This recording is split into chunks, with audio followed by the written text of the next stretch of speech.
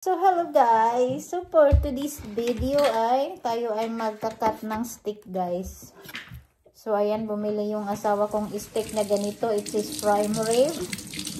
Kaya, hihiwain ko siya guys para, tawag dito? Alaka, naman sa namig. Alaka. So, ito guys, stick.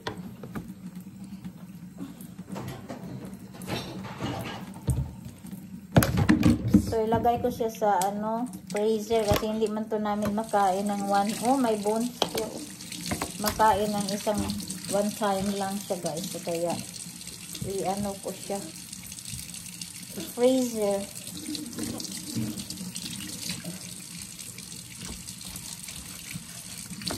Gusto. Stick. Sabawon na to, guys. Somebody get me a towel. Right there or right here. Come on, mag-clean up now. I'll give you a Clorox wipe to clean up your mess there. Go there. At least I have another shirt. So, ayan. $59 per man naman itong lahat. Yan ang asawa ko. Bakit ganito ang binili? Hindi na lang yung hiniwa. Yan siya guys, Tapos,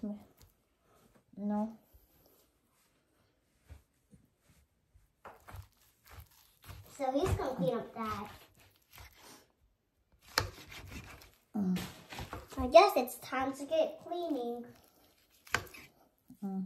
Stick. Tawag nito is prime stick. Oh no, that needs to be clean. That needs to be clean. This, I don't know what to put. This making my hands dirty again.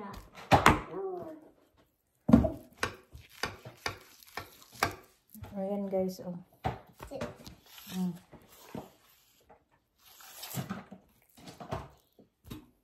May bukog siya. I think I dropped some candy on the chicken wing. Can't do it right away. Okay. I'm just gonna put that right there. Oh, I forgot it was on my pants. I'm gonna put that there. Yan, Stick. Ito, bukog-bukog sa lagyan ko to ng sabaw. Sabaw ako. Sabaw yan.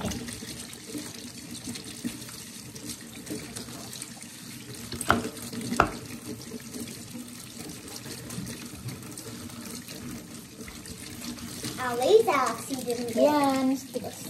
At least Alex, you didn't get dirty.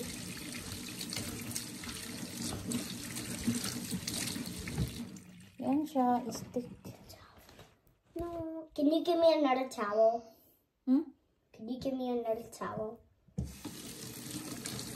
Yan siya lang. Yan gusto mami kayo. So, ayan siya guys. Ito Yan na. So, ito ang guys, $59 na stick. Tapos may mga bukog-bukog. When are you gonna get me a towel?